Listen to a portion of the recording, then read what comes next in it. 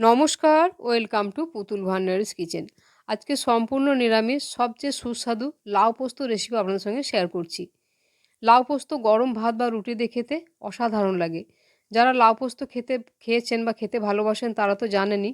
আর যারা লাউ পোস্ত খেতে ভালোবাসেন না বা কোনো পোস্তই খেতে ভালোবাসেন না, তারা এইভাবে একদিন লাউটা পোস্ত দিয়ে রান্না করে খেয়ে দেখবেন। অসম্ভব সুস্বাদু লাগে। আর একবার যদি এইভাবে লাউ পোস্তটা খান, আপনারা দেখবেন বারবার এইভাবে লাউ পোস্ত খেতে ইচ্ছে করবে। তো একটা কচি লাউ নিয়েছি, গোটা লাউ। লাউয়ের মুখের দিকটা আর পিছন দিকটা প্রথমে আমি কেটে বাদ দিয়ে দিলাম। তারপরে আমি লাউটাকে দু-আধখানা করে কেটে নেব। পুরো লাউটা আজকে আমি রান্না করব। আর লাউ যত কচি হয় ততই রান্না করলে খেতে ভালো লাগে, যেভাবেই রান্না করা হোক। লাউটাকে প্রথমে মাঝ বরাবর কেটে নিলাম। এখন লাউয়ের খোসাটাকে ছাড়িয়ে নিচ্ছি। লাউয়ের এই খোসাগুলো ফেলে না দিয়ে এগুলো থেকেও অনেক রকম রান্না করা যায়।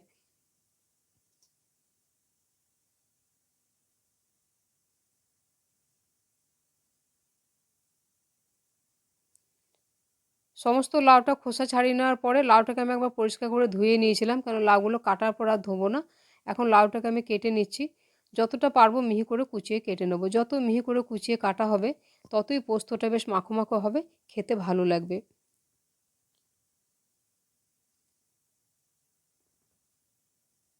এই রান্নাটা আপনারা কোথা থেকে দেখছেন আমাকে একটা কমেন্ট করে জানাতে ভুলবেন না। আর যদি রান্নাটা ভালো লাগে অন্যদের দেখার জন্য শেয়ার করে দেবেন। কথা বলতে বলতে লাউটাকে যতটা পারলাম মিহি করে কুচিয়ে কেটে নিলাম। আর লাউ কাটার পরে ধোয়া যায় না, তার লাউ থেকে প্রচুর পরিমাণে জল বেরিয়ে যায়।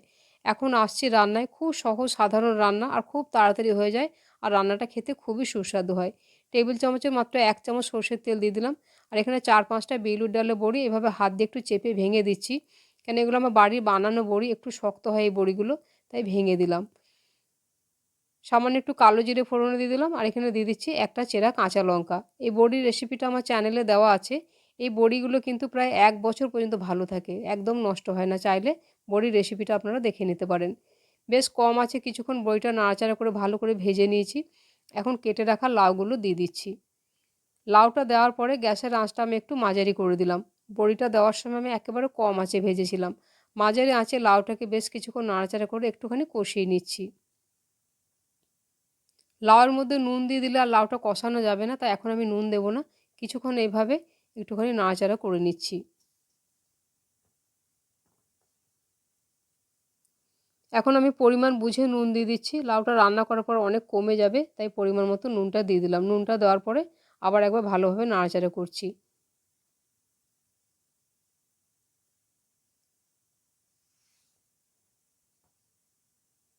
এখন এটাকে আমি 4 থেকে 5 মিনিটের জন্য ঢাকা দিয়ে লাউটা সেদ্ধ হতে দেবো।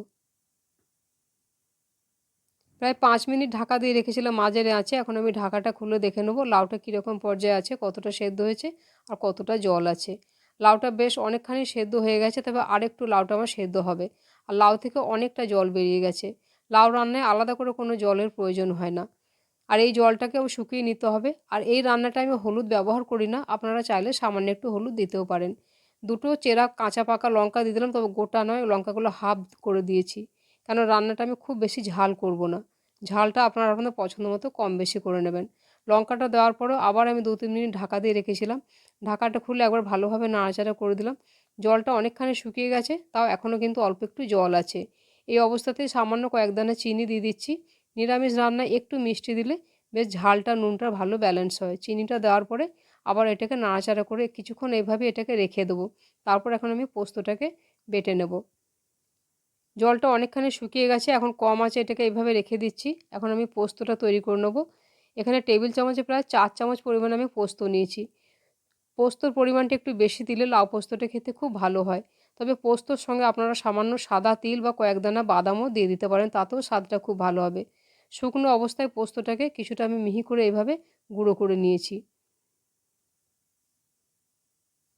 এখন আমি এর মধ্যে দিয়ে দিচ্ছি একটা শুকনো লঙ্কা আর দিয়ে দিচ্ছি একটা কাঁচা লঙ্কা। এর পরিবর্তে আপনারা কাঁচা লঙ্কা দিয়েও বেটে নিতে পারেন। সামান্য পরিমাণে একটু জল দিয়ে এটাকে খুব মিহি করে আবারও পেস্ট করে নেব। খুব মিহি করে পেস্টটা করে নিয়েছি, তবে পোস্ত যদি শিলে বাটা যায় তার স্বাদটা কিন্তু খুব ভালো হয়। আজকে আমার শিলে বাটতে অসুবিধা ছিল, তাই আমি মিক্সিতেই পোস্তটা বেটে নিলাম। লাউটা আমি কম আঁচে বসিয়ে রেখেছি। এখন আমি যে পোস্তটা বেটে রাখলাম সেই পোস্তটা দিয়ে দিচ্ছি। একেবারে গ্যাসের আঁচ এখন কমিয়ে রাখতে হবে পোস্তটা দেওয়ার আগে। মিক্সির জারটা ধুয়ে সামান্য পরিমাণে একটু জল দিয়ে দিলাম। কম আঁচে পোস্তটাকে 2 মিনিট একটু কম আঁচে নাড়াচাড়া করব। এখন গ্যাসের ফ্লেম বাড়িয়ে দিলে কিন্তু পোস্তটা কেটে যাবে, তাহলে ছানা কাটা হয়ে যায় পোস্তটা। আর এইভাবে যদি কম আঁচে পোস্ত দেওয়া হয় তাহলে পোস্তটা একেবারে মাখো মাখো হয়, ছাড়ো ছাড়ো হয় না। বেশ কিছুক্ষণ এইভাবে নাড়াচাড়া করে নিচ্ছি। এখন চা চামচে হাফ চামচ পরিমাণে দিয়ে দিচ্ছি কাঁচা সর্ষের তেল। একটু সর্ষের তেল যদি পোস্ত নামাবার আগে দেওয়া যায় তাহলে খুব সুন্দর একটা ঝাঁঝালো গন্ধ থাকে, খেতে খুব ভালো লাগে। তেলটা দেওয়ার পরে আবার একবার ভালোভাবে নাড়াচাড়া করে নিলাম। পোস্তটা এখন আমার খাওয়ার জন্য একেবারেই তৈরি। দেখুন দেখতে কত লোভনীয় হয়েছে। আজকের লাউ পোস্ত রেসিপি আপনাদের কেমন লাগলো একটা কমেন্ট করে জানাতে ভুলবেন না। ভালো লাগলে শেয়ার করে দেবেন। আর আমার চ্যানেলটিকে সাবস্ক্রাইব করে নেওয়ারও অনুরোধ জানালাম। রান্নাটা সম্পূর্ণ দেখার জন্য ধন্যবাদ। তাহলে আবার অন্য কোনো দিন দেখা হবে অন্য কোনো রেসিপিতে। সবাই ভালো থাকবেন। নমস্কার।